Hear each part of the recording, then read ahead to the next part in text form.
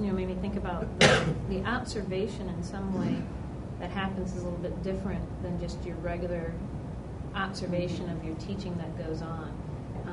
Because you're getting more information from this as the observers and then coming back and talking about the student learning. Whereas if we just go in and observe a colleague in the department, we've got that one class period where a lot of attention's on what that person, the instructor's doing, the student's paying attention, if it's a group, are they engaged, but there's less of that sort of intensive, are the students really learning what the teacher or the instructor has as the goal for this class. It seems a slightly different focus in terms of that nature of the observation that happens.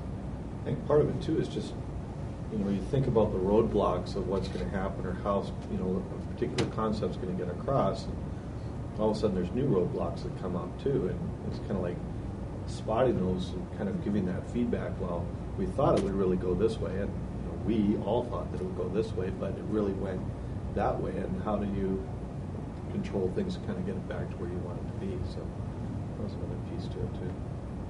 Yeah, I think more time on kind of the model and seeing the things together. I don't think it's so much of not influencing misconceptions, but of them not seeing the relationship between the model and these factors and the factors they came up with. And I actually had that at the end of class, that there really wasn't enough on the model for them and the model and how the factors fit into this. So I actually asked 3 students. I just picked 3 people, one from one of the groups, from 3 different groups actually. And I said to them, I said, do you see a relationship between the front and the back of this page? Is what I asked them as we were getting ready. And one said, not really. This is very vague, but this is clearer. Oh.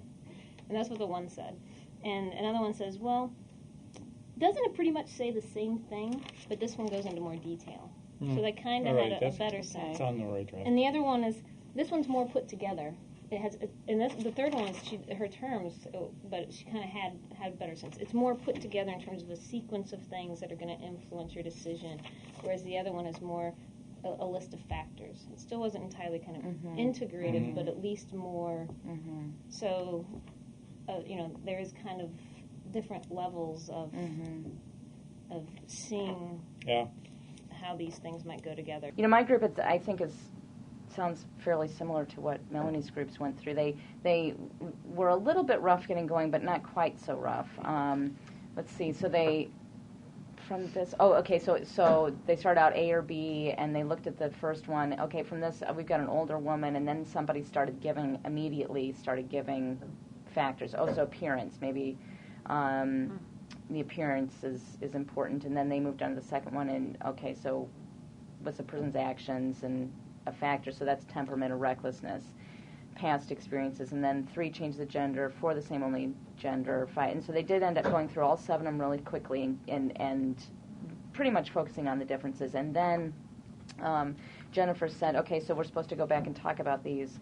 And Alyssa says, factors for A to help, and they, if they specifically ask, and they went through their own, and so then they were really right on. Yeah, and then Alyssa says, for not helping, and then they went back, and then they moved on to 2. The only place where they didn't, what they needed to do at that point is stop and raise their hand and ask you, because they could have even been more on had they gotten some input, when they were told to do so.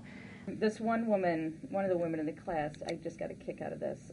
She basically correctly predicted what would happen in all situations without giving necessarily really the same kind of reasons. But in the very end, she says, in all these situations, I believe there would be the person who would not follow what I said. Many people would help no matter what, and many would not help at all. This is dependent on how they were brought up and how they feel about the situation. In other words, basically she's saying, I can apply your model, but I really don't buy into it. Yeah, the worst one in terms of just not getting it was somebody who was there. Yeah.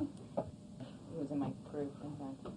And I was just trying to look at his analysis of how the models worked together, didn't work together, and what he wrote. I know that my group had that really got focused on that. If there's other people around, I'll feel safer and be able to help. Mhm. And that's kind of where he was still when he wrote his responses. But he doesn't really talk about that in his.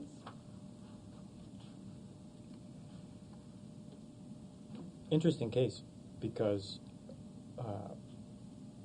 he's really quite bright. Yeah, he seems a very, very bright, Yeah. articulate. And I think there's a kind of over-analysis taking place, kind of putting aside this and a tenacity, Yeah. I think, that is. hanging on to it. Yeah.